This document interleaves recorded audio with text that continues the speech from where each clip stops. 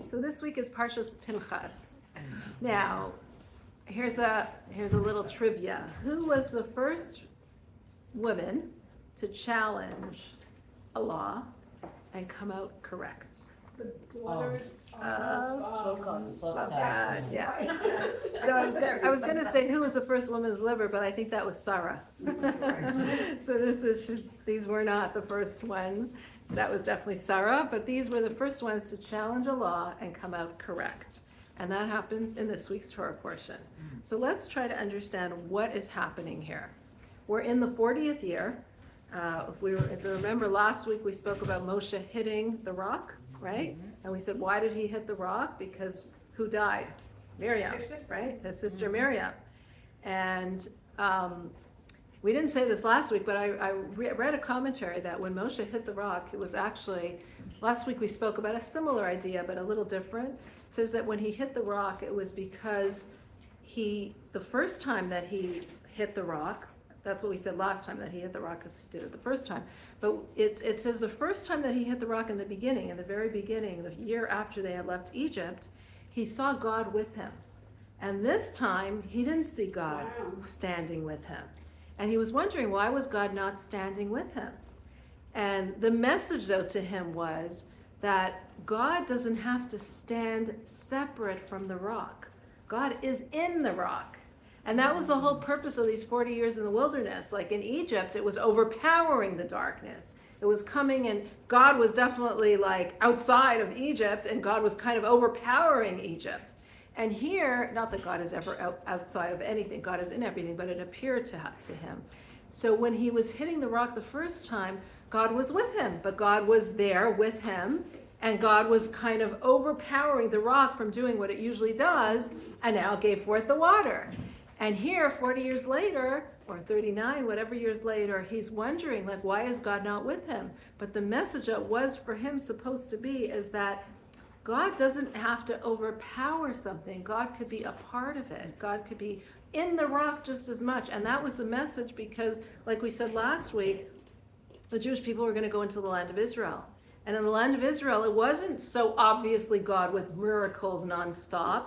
You had to find God in the agriculture, in being farmers. You had to find God even in the farms, in sowing the land and taking care of the land, not with a miracle, but with seeing God in everything that was around you. And that was really the message from last week. Now, these daughters of Tzlavchad in this week's Torah portion, understood that. They wanted the land. They understood that the point of getting to the land was not that God was separate from the world, but that God was infused in this world. And that's why, unlike the Meraglim, right, which we spoke about, the whole point of the Meraglim, the spies, where they didn't want to go into the land of Israel because the same reason. They thought, it's so nice here in the wilderness. We have God surrounding us, the clouds of glory all around us, underneath us, the man following every day, nonstop. It's such a spiritual existence. Why would we want to go out of this and become farmers? Right? Here we have a spiritual existence, and there fight for your life. And fight for our lives, fight and conquer the land, and then become settlers and farmers in the land. So that's why the Meraglim said that we don't want to go into the land. And in contrast, we see the daughters of Tzlavchad in this week's Torah portion were the opposite. They said, we want to go into the land. We see that God is in everything. It doesn't have to be that God is only in a very closed, miraculous existence, but God is available to us in everything that we do, and all the more so as farmers. God will be there, present with us. We'll feel his existence. We'll feel his presence. And that's why these daughters of Tzlavchad are petitioning for a land. Now we see, interestingly, that the episode with the rock happened in the last year of the Midbar, and there was a few different complaints going on. Even in this week's Torah portion, there was a problem with Pinchas, and at the beginning he had to slay the Midianites because the Jewish people were again sinning. And we saw that originally, in the beginning, there was also these problems. So what is happening is that as soon as the Jewish people left Egypt, in the first year or so, there's a lot of complaining. Let's go back to Egypt. This is not a land. We don't want it. Where's the food? Where's everything? They're complaining. We then have, and it's not so clear when you read it in the Torah, because it seems like they're complaining throughout the entire 40 years, but it wasn't. There's about 38 years where there's no complaints, no problems. And now, again, in about the year 38, 39, before, when the Meraglim are going to spy the land, they come back with a bad report, and again, the Jewish people petition Moshe, and Miriam dies, and again they complain. Complaining begins again. And that really is showing us that whenever there's change in your life, that's the hardest juncture. When things are just going smooth, you're on your way, you're doing stuff, your life is basically stays the same. But whenever there's a change in your life, a radical change in your life, you can either really succeed or you can really fall. And we see that when the first change was they left Egypt, and as soon as they left Egypt, there's this huge change. They're no longer slaves, they're free people. How are they going to get used to that? And again, we see the problems started as soon as they had that. And now, 38 years later, they know they're going into the land of Israel, or close to 40 years later, but the first 2 years was the problem. So 38 years later, on their 39th and 40th year, when they're about to go into the land of Israel, they know again there's going to be so much change. Their whole existence is going to be so different. The miracles that are surrounding them are going to stop. They're going to have to fight the nations there. They're going to settle the land. Once again, there's this nervousness, this tension that we all feel with change. And it's when we feel that nervousness, when we're not stable, that we can either go forward in a great way, or we can fail, or we can, falter and fail. And those are the times that we really need to strengthen ourselves and strengthen our faith, as we see in this week's Torah portion. So what happens with the daughters of Slavcha? They come and they approach Moshe and they say, our father died in the Midbar. And we're going to talk about how he died, because they do talk about how he died. He died in the Midbar and he had no sons. So we want a portion in the land of Israel. We don't want to be left out. Why should he be left out? He loved the land of Israel. Why should we be left out from this land? So first of all, let's talk about who Slavchad was and why did he die in the Midbar. And they specifically say he didn't die with the Meraglim or with the sin of Korach. The sin that Korach was making this uprising against Moshe. He didn't die with that. He wasn't somebody who was a chotah umachti. He wasn't somebody who he sinned and he caused others to sin. That wasn't him. He died because of his own sins, but he wasn't someone who caused other people to sin. And therefore, why should he be left out? So the commentaries explain who was the Slavchad, how did he sin? What? Slavchad? In Hebrew or in English? TZ. Yes, Tzadik Lamed Vav Pei Ches Dalet. Slavchad. Slavchad. Sadi Lamed Pei Chet Dalet. Yes. Slavchad. So who was this Slavchad? What was the sin that he had done? So gathering mun, right? Not the gathering mun. No, No, wasn't gathering mun on Shabbos? gathering wood on Shabbat. Oh, okay. Yes, gathering wood. So there's two commentaries about who this, there's two different midrashim that explain who this was. One says that it talks about in earlier parshiot about this mikoshesh eitzim, somebody who was gathering wood on Shabbat, and you're not allowed to be gathering wood on Shabbat. And he was gathering this wood on Shabbat, and therefore he was warned to stop. He didn't stop, and so he was killed because of it. He was sinned, and he was killed as a result. Now the commentaries go deeper than that, though, and they say that why was he gathering wood on Shabbat? This was after the sin of the Meraglim, when the Jewish people were told that they're going to be sentenced to stay in the desert for 40 years and 40 years, that they're going to have to stay there. So he overheard people talking and saying, well, we're going to now have to stay in the desert for 40 years. That means that God has rejected us, and so we do not anymore have to keep the laws of the Torah. So we don't have to keep Shabbat anymore. And according to this commentary, Slavchad risked his own life, sacrificed his own life to show them, yes, you do have to keep Shabbat. Look what happens to somebody who doesn't keep Shabbat. And as such, he risked his own life by desecrating the Shabbat in order to teach people this message. According to the commentaries, he didn't actually desecrate the Shabbat and how he did it because he had no use for the wood. He was just making it look like that, but that's like its own spiritual halachic, understanding of it. But why did he do it? So in order to warn the people, don't think that way. Don't think that way. Look, I'm going to show you. I'm going to be an example to show you that that's not what God meant. That's according to one commentary.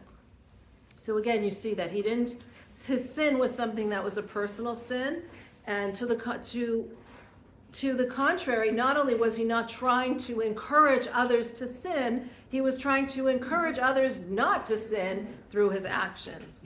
According to the other commentary, what did he do wrong? Not that he was the Makoshesh Eitzim, but what was he? He was part of the Mapilim. Who were the Mapilim?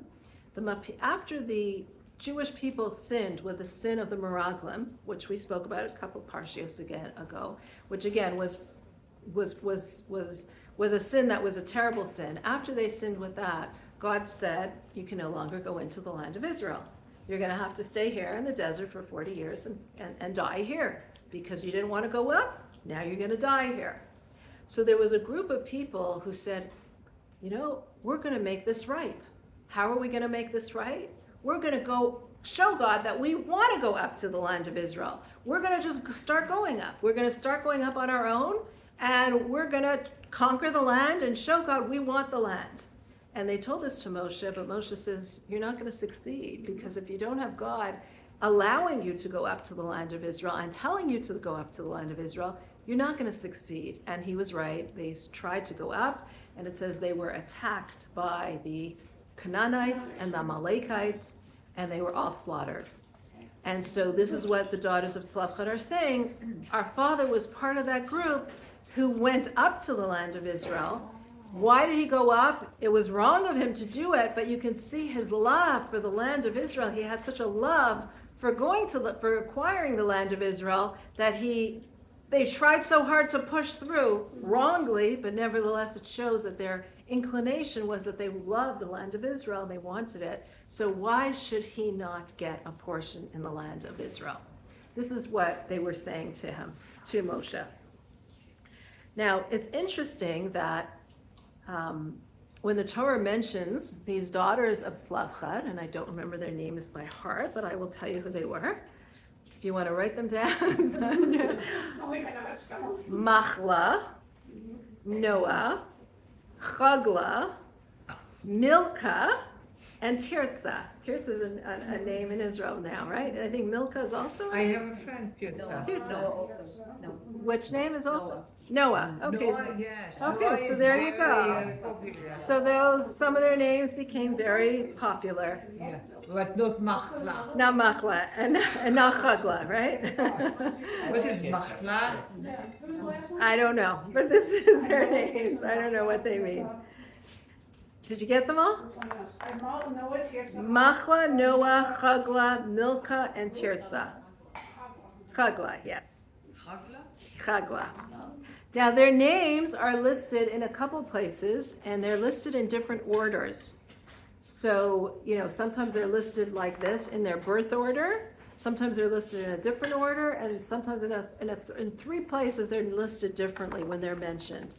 And the reason for that is because the fact that they were listed in different orders, the commentaries explain to us that they were all equal in wisdom and righteousness. So they were very righteous and they were very wise. And that's why it has the order, sometimes this way, sometimes that way.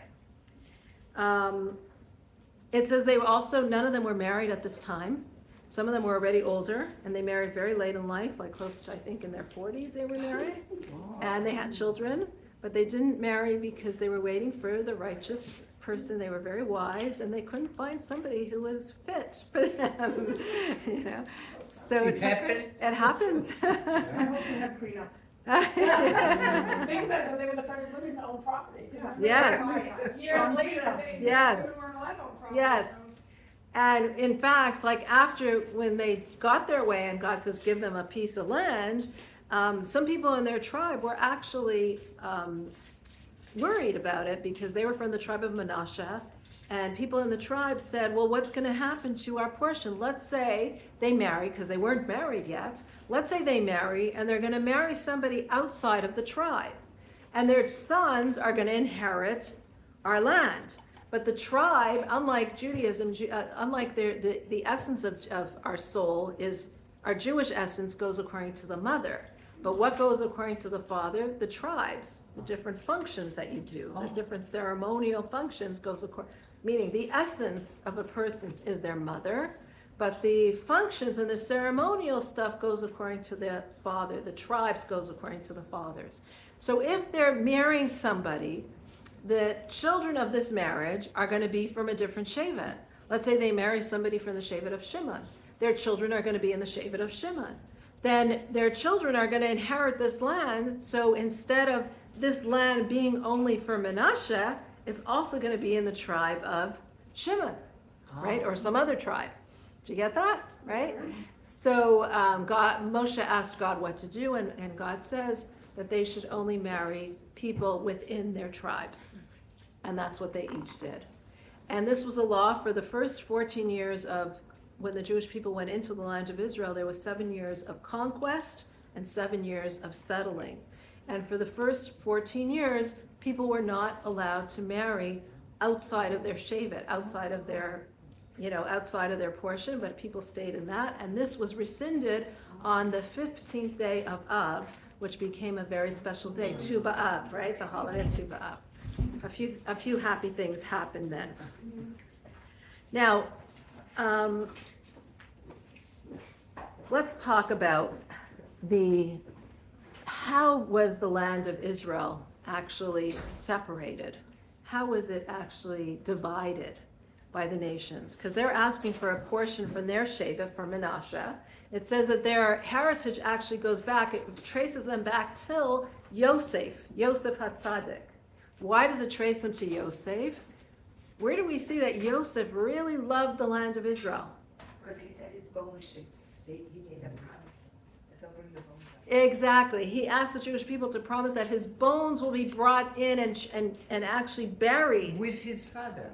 His father was already buried there because he was the head, he was the second in command. He was like a king in Egypt. He was the king's second in command only to Paro. So when his father Yaakov died, they made a procession and they all went to bury him in the land of Israel, in Ma'arta Machpelah.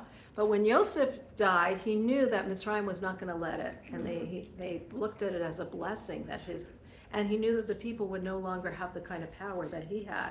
So he said he did know, though, that the Jewish people would leave Mitzrayim. He knew it was prophesied. They'd be there for a number of years, but afterwards the Jewish people would leave. So he said, when you leave, make sure you take out my bones. And actually, the Midrash talks about how Moshe, how did they find his bones? So either different miracles were done, or someone who was actually still alive during that time. It was, wasn't it a cousin or something? I remember reading also. It was What's her name? Cousin? it was a next Serach Bas Asher, yes, Right, Serach Bas exactly. Asher, She who lived told him where to go, where it was. So Serach Bas Asher told them where he was, or according to the Midrash, they put him in the Nile River and they sunk him to the bottom. So Moshe used some miracles with his staff and with the name of God, whatever, and it was the bones rose. Aleshar, yes. A tablet that said Aleshar, and then later on, because that means ox should come up, because Yosef was compared to an ox. Yes. And then later on, the Jewish people took that tablet, they threw it into the fire with the gold, and they made the golden calf out of it. Right. That's Oh. what I said, right, that's right, exactly. So yes, so it brings up Yosef in their heritage to teach us that like Yosef, like their ancestor Yosef, they also loved the land of Israel. They had such a love for the land, even though the people at the time, the men at the time, like the Meraglim, we're not so in love with the land. In fact, we're denigrating the land and saying, why should we go into the land of Israel? Yet they had this tremendous love of the land. So let's talk about how the land was actually divided. The Jewish people are going to go into the land of Israel. How would it be divided? And it's fascinating, but the land of Israel was actually divided in 3 different ways. And each of these ways corroborated the others. So the first way was, there was a group of people that sat down and they figured out, okay, this is the land. We know the parameters and the geographical areas of the land. Let's divide it according to our seichel, according to what makes sense to us. So the land, the parts of the land that are going to be very fertile, we'll make those portions smaller. The parts of the land that have more desert, and we know Israel has all kinds of topography in their land. The parts that have more desert and are less useful, or forests that can't be used, we're going to make those smaller. So they divided the entire land, and then they said, okay, depending on which shevet, depending on which the characteristics of the tribes that were more merchants, were more entrepreneurs spirits, would go near the sea so that they can go and actually go shipping, going in the sea to make their businesses. So according to their logic, they figured out who should go where. They divided the land, and they actually they figured out which shevet should go in each of these places. Now, we know that the Jewish people, though, if there's 5 shuls, there's going to be 5 different people. If there's 1 shul, there's going to be, right? Well, that's how we are. So it wasn't enough that it was just according to how they decided the land should be divided, which made sense. The second way was they actually took 2 cups, right? Or 2 hats, or whatever it was, 2 containers, and they made a lottery. In one container, they put all the names of the Shvatim, all the 12 tribes of Israel, and in the other part, they made the portions of how they divided it, where they made those allocations, and they took a portion, and they took a name, and they said, oh, look, this is exactly what we had thought of. And this was exactly, but miraculously it worked out exactly how they had originally made it. And according to some commentaries, the lottery spoke, and it says this part for this shevet, an actual miracle that was taking place. So it was by chance. Lotteries are something that happens just by chance, right? But yet it was miraculous that it corroborated exactly what they had figured out. And a third thing that it was the size of that's what I remember. Is what? The size of the tribe. Well, that's how they figured it out. They figured it out based on the size of the tribe, based on the characteristics, based on the different characteristics of that tribe. So yeah, that was all part of their calculation. What made sense? What made the most sense? Mm-hmm.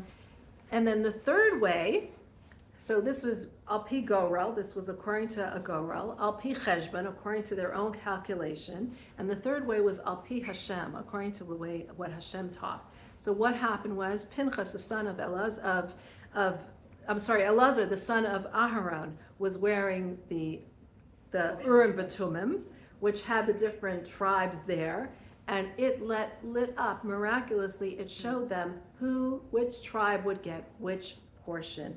And this was also exactly what they had originally thought up, those people who had gotten together to make this cheshbon, to make this calculation according to the size and according to the characteristic and so forth.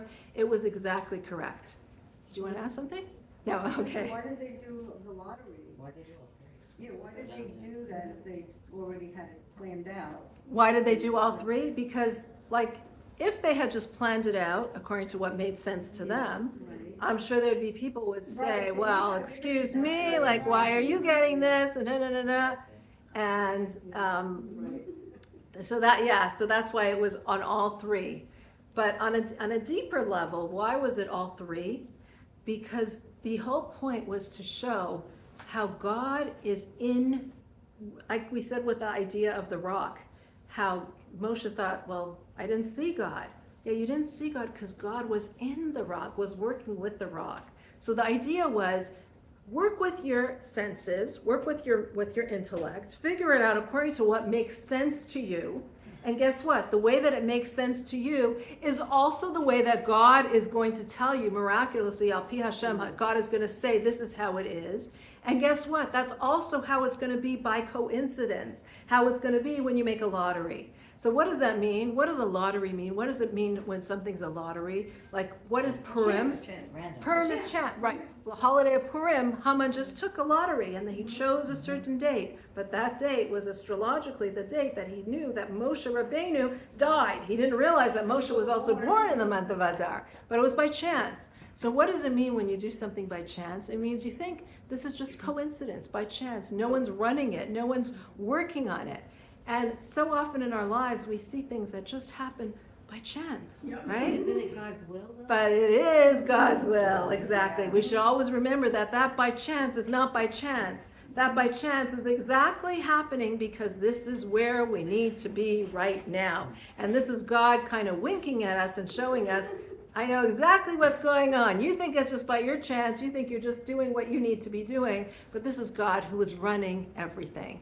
So all three were involved to teach us when they go into the land of Israel, God is going to be permeating reality in such a way that it's according to the Torah, according to what God, the Urim V'Tumim are saying it, according to how you understand it, according to your own intellect, and even by chance how things work out. It's all one God.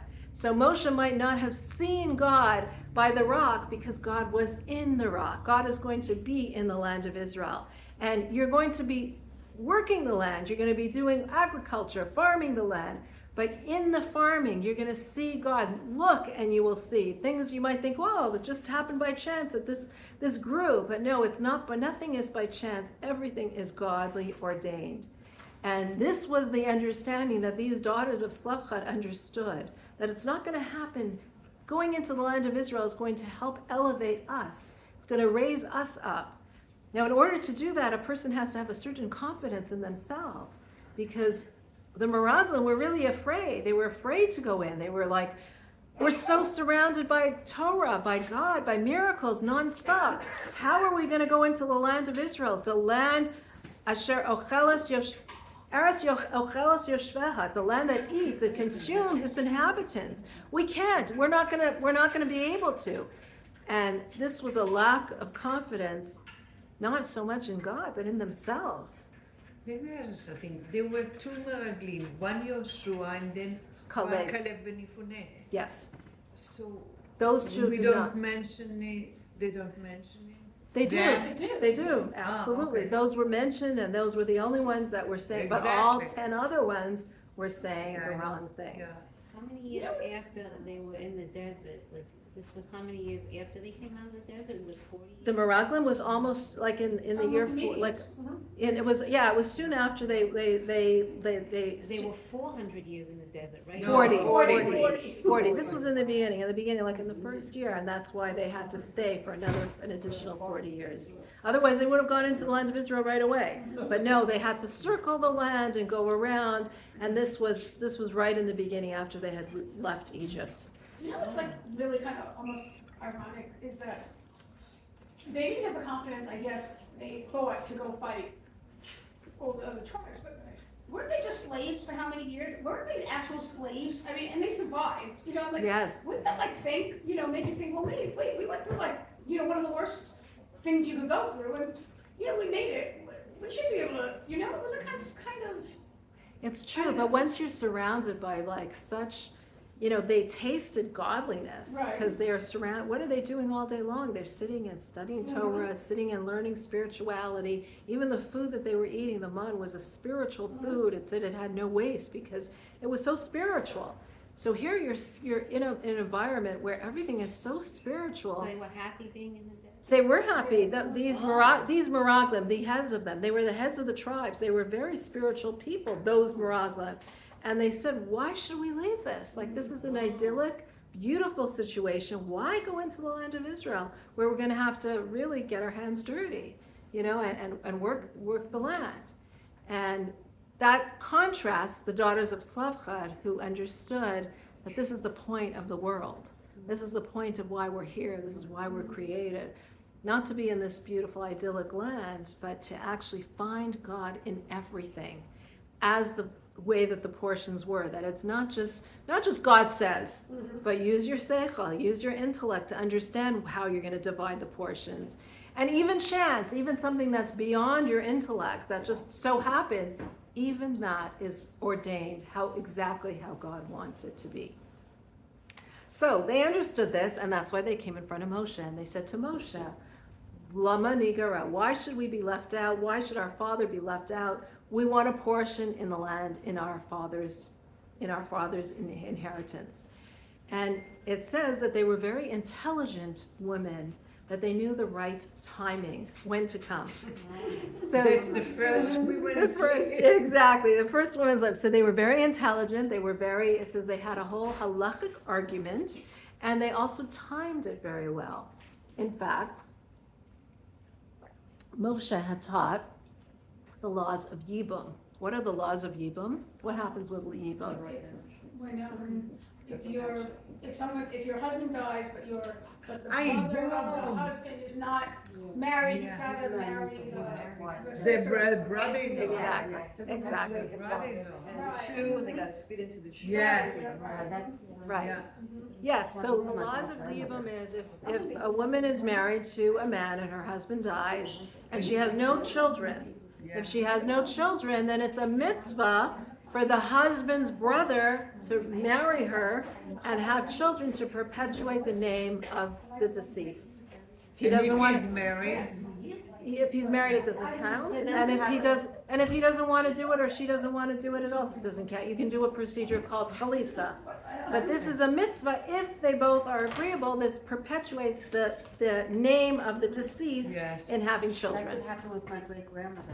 Her husband died, and she had no kids, and she had kids with the brother. With the brother. Well, that's the Yeah. mitzvah of Yibum. Yeah. Exactly. Look at that. Yeah. Okay. Yeah.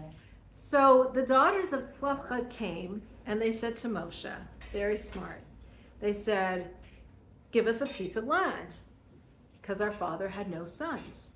So he says, no, you can't have a piece of land because the pieces of land only go to sons.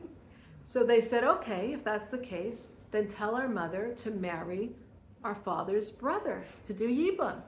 But they're only allowed if they only have children. And he says, no, you can't do that because they had children. So they said, either count us as children, as seed, or don't count us as seed. If we're counted as seed, then we should get a portion in the land. We should inherit our father's portion. If we're not counted as children, then our mother should remarry her brother-in-law and have more children to perpetuate the name of the deceased, the name of our father Tzlafchad, and they'll get the inheritance. And so it's a very brilliant kind of argument. And Moshe thought to himself, and he says, wow, they're speaking correctly. I don't know what to answer. It says that Moshe actually rejected them 3 times, but they persisted. It says they came in front of Moshe and the entire congregation, Pinchas and Yoshua and all the different people that were there, even though they were very modest women, and normally they wouldn't want to go in front of the whole congregation of Israel to make their claim. But this was so important to them that they pushed themselves to actually make a case for themselves in front of everybody. And Moshe then said, okay, let me ask God what God answers. And God answered, and they also thought to themselves, it says they were righteous women who thought, people are sometimes biased, and they're biased to men. Men are often biased to men, but God is never biased. God's truth is truth. And we're going to come before God and ask Moshe to ask God, and God will come out with the justice that's right. And whatever it is, we will accept it. But we know at least we made our effort to ask God for the right justice. And God answers Moshe, and he says, they spoke correctly. They're correct in what they're saying. Their argument is correct. And therefore, God says, if a person has no sons, then the inheritance should go to his daughters. And they were granted this portion in the land of Israel. Now, what does that mean? If a person has no sons, then the portion should go to his daughters. Let's try to understand this. The Rebbe explains this according to a more deeper understanding, because nowadays we don't have laws of inheritance and we don't have these laws. So what's the message in that for us? What is it trying to teach As us? women, As women, as A people, person has no- as everything. equal opportunity. Equal opportunity, okay. So let's understand this on a more abstract, mystical level. What is it, because we're not talking about inheriting the land right now, so what does it mean for us? Not on a legalistic understanding, but how does this apply to us as people on a practical level? So what this means is, we all have a portion in this world. They were asking for a portion in this world. We all have a portion in this world that was allocated to us. And when we say that we're given a portion in this world, what are we meant to do? We're meant to conquer the world. How do we conquer the world? The world is full of a lot of negativity. The world is filled with a lot of darkness. And we're each given our little portion in this world that we need to shed light, that we need to conquer it, that we need to bring godliness and goodness and light to that portion that we were given, right? So each of us, don't look at me like, what is she saying? No, we all have that portion. We all have those people that we work with, the situations that we're in, the work that we do.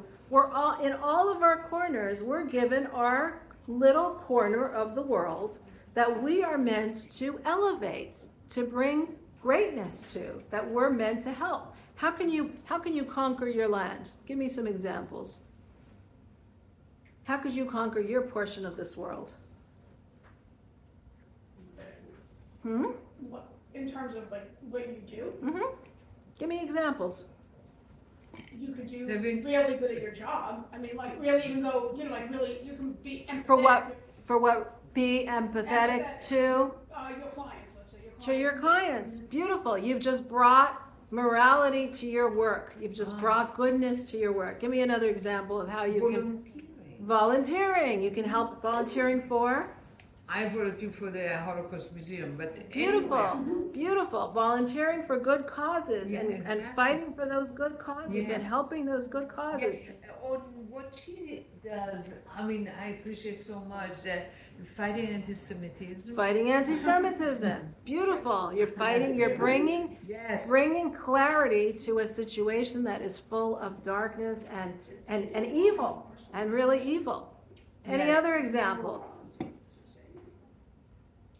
Even in your homes, you can conquer those pieces of the world by being kind to those around you, by inviting others into your homes, by saying words of kindness instead of words of anger, instead of being jealous, being empathetic, all of these ways is how you are conquering your piece of the world.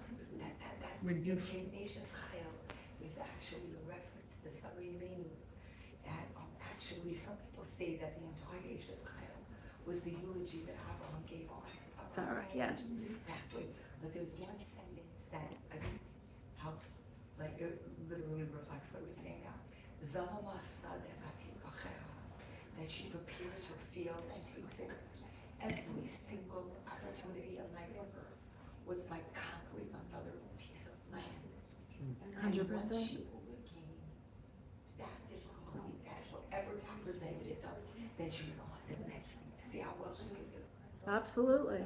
So any challenge that we're confronting, any positive experience that we're bringing in, you are conquering your land. You are conquering the negativity of this world. You're bringing clarity to a situation of unclarity, and you're bringing goodness into a situation of muddled darkness. This is how we conquer the world. Now, when we are conquering a situation, when we're fighting against negativity, when we're fighting against something, we've just spoken about different ways of conquering, different positive ways, but usually when you think of conquering a land, you think of conquering something that's bad, overcoming it. So if you're fighting against anti-Semitism, you're fighting against the negativity. If you're fighting against somebody who is doing immorality, you're fighting them, you're fighting against them. So when we talk about conquering our world, there's really two ways of conquering the world. The typical way of conquering the world, as it has been all the generations, was to fight evil, fight against evil. I mean, this is what we're doing in Iran. We're fighting the evil of Iran, right? This is what we're doing in Israel against Hamas, against Hezbollah. We're fighting the evil, literally fighting it physically. We're fighting those people physically because of the horrible things that they're doing. That's the way we usually have fought negativity in the world, terrorism in the world. Why do we have to fight each other though? And you would That- think we could. You know, That is true, but we're talking about the evil of the world right now. So that's how we fight and conquer the world. And that was the traditional way of conquering the world up until then. But the daughters of Tzlafchad were saying, hold on, there's a different way of conquering also. It's not about fighting. It's not about physically fighting and actually killing people or subduing or conquering the negativity. It's about shedding light. It's about doing acts of kindness. It's about a different way of fighting the negativity of the world. There's two ways of fighting the negativity. There's the fighting the evil by actually literally stopping that evil, fighting the evil, killing that evil, overcoming that evil. But then there's the other way, and that is uncovering the good, bringing out the good, showing the good, doing your acts of volunteering, doing this is another way of bringing out goodness in the world. These in Hebrew, I don't know how you say it in English. Ma'aneh rach yashiv chema. You know what it is? No. When you are soft to someone who is, Yes. I don't know. I think Harsh. there's another, Harsh, yes, there's yes. another Hebrew saying that a little bit of light pushes away a lot of darkness. Yes. In Yes. Hebrew? I think it was. Choshech, yes. Wow. Yes. So that's what the daughters of Tzlafchad were saying, that there are times when you cannot be, what was the traditional way of the masculine way of fighting things? And this has been throughout the ages. The men were always the ones that were fighting. And where were they fighting? On the war, on the battlefield. Actually, literally fighting negativity, fighting against people who were doing bad. People were actually fighting each other for the truth and for the right thing. And this was throughout the ages. And they're saying, hold on, there's a different way of actually fighting the negativity and the evil of the world. And that is the woman's way, which has traditionally been not by oppressing and stopping, but by educating, by dialogue, by teaching, by enlightening. That has always been the feminine way of doing things. And that's what the daughters of Tzlafchad are saying. That's what God is saying here. They're correct. The daughters of Tzlafchad are correct. Conquering the world doesn't always mean doing it in a negative way of oppressing and being there to stop it and fighting it, but it could be in a positive way of uncovering and enlightening. And like they say, you can't chase darkness with a broom. You have to just open the light, open that light. And this is a different way of conquering. And that's what God is saying. They're speaking correctly, and it's important to hear them. And interestingly, this was in the 40th year of the Jewish people's travels, and the people of Mitzrayim and the people that left, this whole generation that had left Egypt and were in the desert, reflect Jewish history. And this is the last leg of their journey until they're actually going to go into the land of Israel. So this is the people that have been doing all these fighting, in Egypt. They've overcome it. They've overcome all the darkness, and now they're ready to go into the land of Israel. And each of the 40 journeys throughout the desert and actually leaving Egypt is compared to the galus that we're in, the exile that we're in, and different steps throughout our exile, throughout all the years of exile. And when do you have the daughters of Tzlafchad speaking? In the 40th year, right before they're about to go into the land of Israel.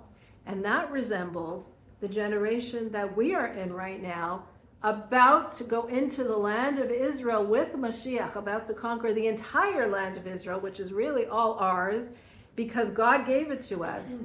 And this is the Jewish people, the Jewish nation now, right at the end. They were right at the end of their exile, about to go into the land of Israel. And they resemble, Jewish history has a way of going over and over and over again until the final end. But we are reincarnations of that generation. And we are reincarnations of that generation about to go into the land of Israel with the coming of Mashiach. And we see that in our generation is when the power and the influence of the women is so apparent, just like it was then. Just like during the entire time that they were in the desert, it was the men who were grumbling and the men that were making the mistakes, and it says the women were not. The women were not part of the Egel, the women were not part of the Meraglim, the women were not part of all of this grumbling. And similarly, it says, B'schut nashim tzidkaniot asidin lahiga'el. It's in the merit of righteous women that we will enter into the land of Israel and go there. And we see that these are represented by these daughters of Tzlavchad who are saying, there's another way of conquering. And that way is through education and through enlightenment and through teaching people, through dialogue, through showing, rather than through force and making people realize it by forcing them to understand it. But that's all beautiful and idealistic. But in today's world, Yes. Yeah. how can we be showing kindness and empathy? I mean, the fighting. Well, to your enemies, I don't think you can. Yeah, I mean, Well, the truth is, you do need those fighters. You do need those fighters who are fighting. But there are ways, like as you pointed out, fighting the anti-Semitism by writing letters. You're not Yes. actually fighting. You're fighting. You're fighting. And the truth is, the battle today is as much in the battlefield as it is in the PR world, in the news, in the whole way that Israel is presented, the whole way that the Jewish people are presented, teaching, educating people not to feel that hatred against us. And there are people that are the enemies of the Jewish people who will never see us, but there are a lot of people in the middle there that get influenced by this war of PR. And it's those people that we can influence and that we can educate. Never give up. Never give up. And the truth is, though, the more light that we bring into the world in doing mitzvot as well creates more light to the world. So even if you're not on the forefront of fighting in that way that we're talking about, you're fighting in your own way of bringing and creating more light and goodness. That doesn't mean that you embrace your enemies. That's not what we're talking about. There's a time to fight, and we need those fighters. We need those sons that are going to go and fight. But we're talking about what we can do is we can bring in that light and that goodness into the world. And a little going even a little further, how we can take this even a little bit more down to earth. What this message of the daughters of Tzlavchad, the message to them is also saying is, there are times that we think that you have to be a certain way to fight. We have to be a certain way to excel. And sometimes the people who are not the ones that are out there, that are charismatic, that have all the followers, that are the leaders, who can also be leaders. That God is saying to us, you don't need to be the paradigm of the son, the typical leader that's going out there, that's saying things, that's charismatic, that's out there. You can be the person who is quieter and being influential in your own quiet way. I'll give you an example. There was a school that someone asked a principal, who was your best teacher? Who's the teacher that made the most impact on all the students? And they figured that she's going to definitely say the teacher that got all the awards, all the accolades, the teacher that was so charismatic, that was always coming into class like, making like a tadam. And instead she chose another teacher, a teacher who never got any awards, a teacher who didn't have all these methodologies and these amazing ways, but a teacher who listened. And a teacher who everyone knew when you're having a bad day, you can go to that teacher. And all the teachers knew that they can go to her and get advice and get wisdom and get methods of how to go about doing things and how to approach people. And students knew that.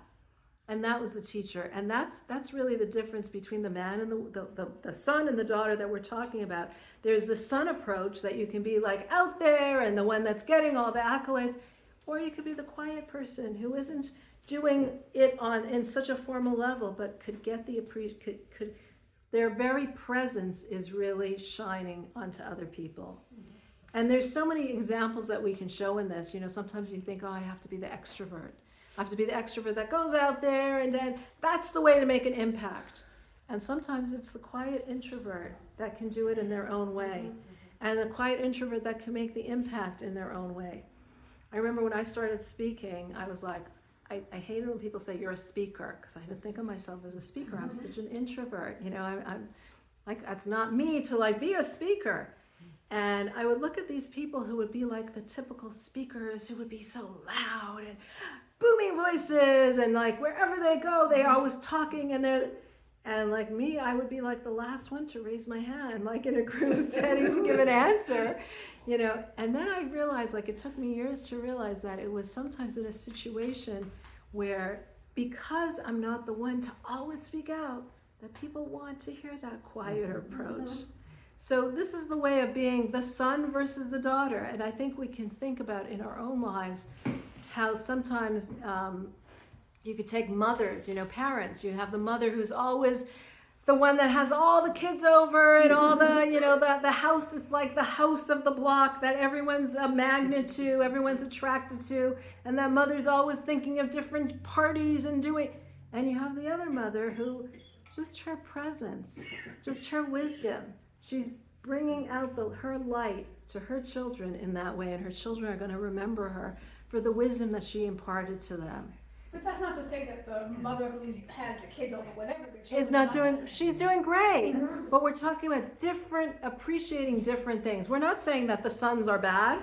You know, the sons have their definite place and importance, and they're great, but there's also a place for the daughters, and that's really the message here. And I think so often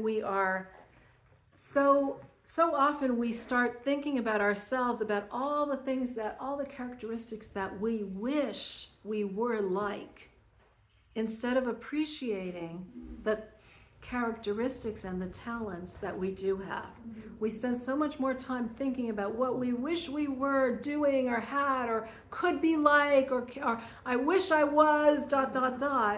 instead of appreciating the talents and the characteristics and the personalities that we do have.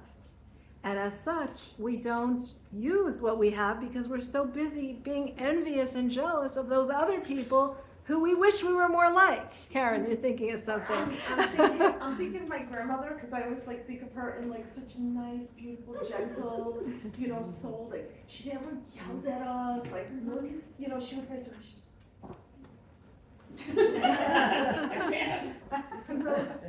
You okay?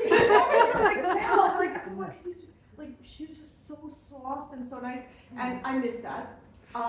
No, literally, I miss that. But I said, okay, maybe when I'm a grandmother, I can take that upon myself. Like that'll be that person, you know. So like right now, it's not happening. But like then, maybe I could, you know, like channel the power of her to be like that. Or maybe you don't need to. Right. Maybe you can be appreciated for what you have and the way that you, present yourself to others. Like, I think that was one of the messages here, that we don't have to be somebody else to make that impact. Right. We can conquer our part of the world by being just who we are, the characteristics that we were given.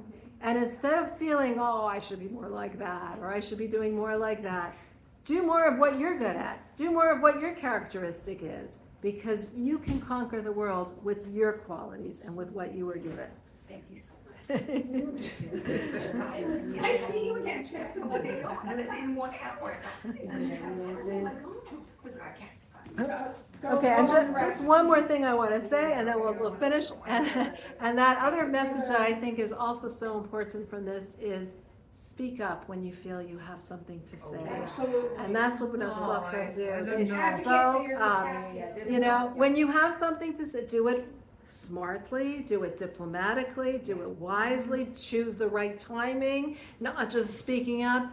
But when you feel that something is important enough, don't feel inhibited because I'm going to go in front of everybody. Like, they could have easily felt that way. But instead they decided this is important to us. And if it's important, we're going to push ourselves out of our comfort zone to speak up and see what But can it be. depends in front of whom. Absolutely. Timing, what you say, when you say, if you say. Of course you should make that calculation.